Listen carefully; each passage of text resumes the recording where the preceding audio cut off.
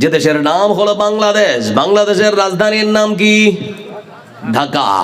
ঢাকার সদরে একখানা বিশাল বড় হাসপাতাল রয়েছে বন্ধু আমার, কাকরাইল জেলা হাসপাতাল নাম দেওয়া হয়েছে। তো আমরা যেমন মাদ্রাসা নাজবুল হুদা শিবুলতলা প্রত্যন্ত গ্রামাঞ্চলে, আমরা যেমন ঠিক মানে শহরাঞ্চল বলা ছোট একটা গ্রামাঞ্চলে আমরা বাস করি। মাদ্রাসায় হিফজ খোলা হয়েছে, হিফজ বিভাগ আপনারা কম বেশি সকলে জানেন না, যারা জানেন না তারা আজকে শুনলেন হিফজ বিভাগ খোলা হয়েছে। তো এরকম একটা হাফিজিয়া মাদ্রাসা প্রত্যন্ত গ্রামাঞ্চলে ঢাকা থেকে অনেকটা দূরে। আমার বন্ধুরা ফজরের আজান হলো, সমুদ্র কণ্ঠে ফজরের আজান হচ্ছে, হাইয়া আলাস সালাহ।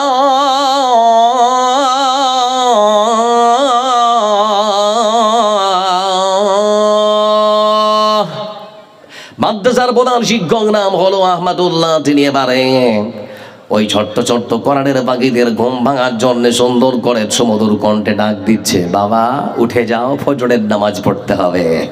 ছোট্ট ছোট্ট বাচ্চারা বন্ধু আমার, কনকনে ঠান্ডার রাত্রে বিছানা ছাড়তে মন চায় না, তারপরও থাকার কোনো সুযোগ নেই।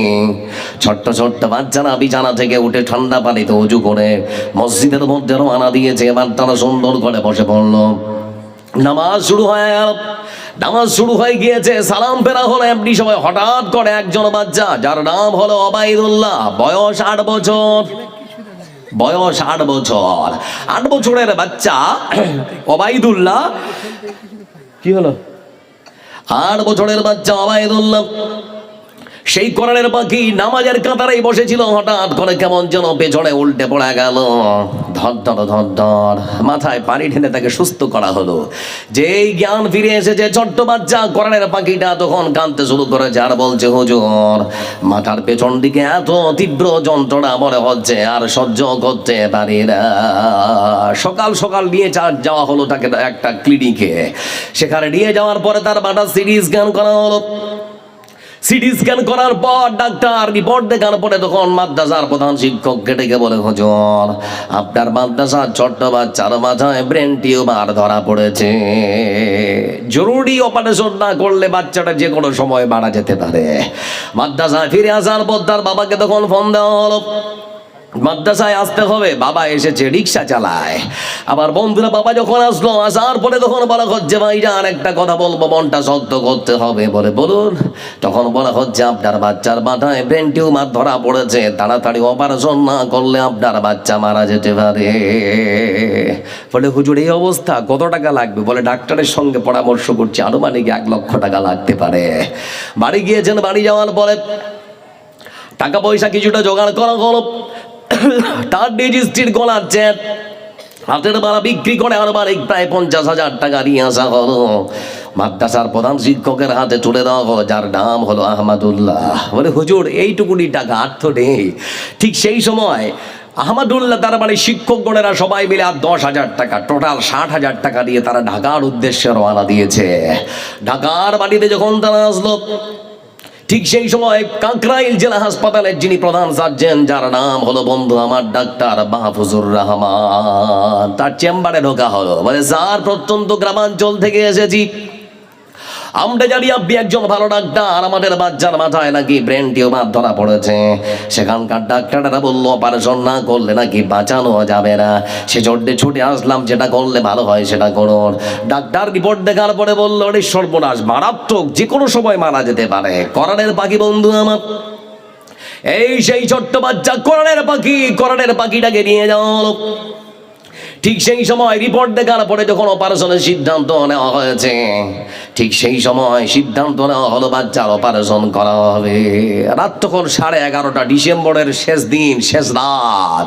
কিছুক্ষণ পরেই সারা বিশ্ব মাতোয়ারা হয়ে যাবে। কেউ নাচবে, কেউ গাইবে, কেউ মদ্যপান করবে, কেউ আবার নানান খারাপ কাজে লিপ্ত হবে। ঠিক সেই সময় কোরআনের পাখি ছোট্ট বাচ্চাটাকে অপারেশন করার জন্য অপারেশন থিয়েটারে ঢোকানো হচ্ছে।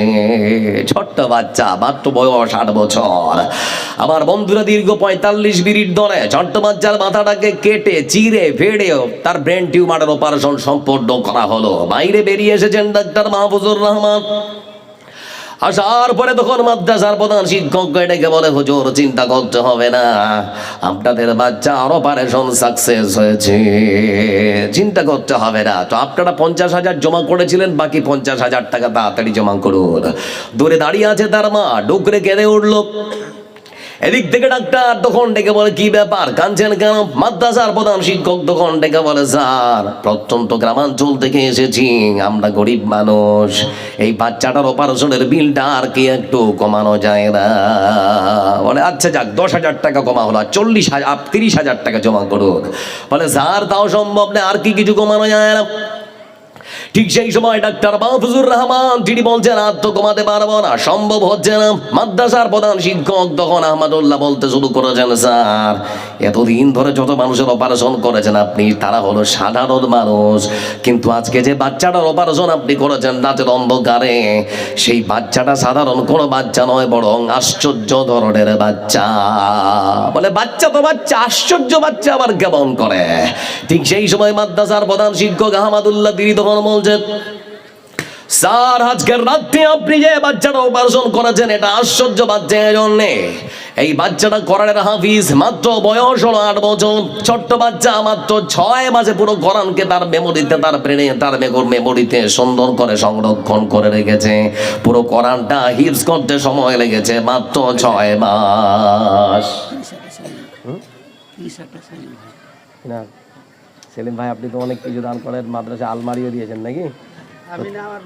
আচ্ছা যাক হলো, বাবা ছেলে, ছেলে আর বাবা, তো 30,000 বেশি হবে না? শোনো সেলিম ভাই, 50,000 করতে হবে। শোনো, মাদ্রাসার এবার হস্টেল খুলে কি যে খরচ, কিছু করো সেলিম ভাই, একটু আবদার করলাম, জোর জুলুম নয়। সিরাজুল হক আর আমার সেলিম ভাই 5,000। আচ্ছা এটা শফিকুল ইসলাম বিহারি টলা 30,000 নাকি? আল্লাহুস সামাদ, আপনার বাবা, তা কিছু হবে না?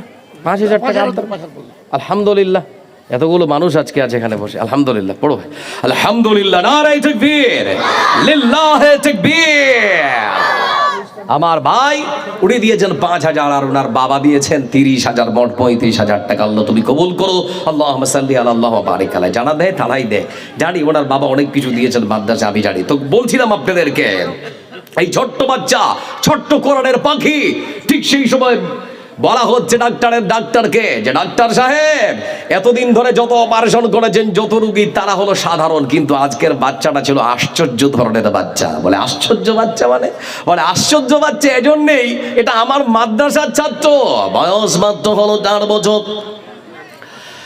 8 বছর বয়সে এই ছোট্ট ছেলেটা, ছোট্ট কোরআনের পাখিটা পুরো কোরআনটাকে মাত্র 6 মাসে হিফজ করেছে।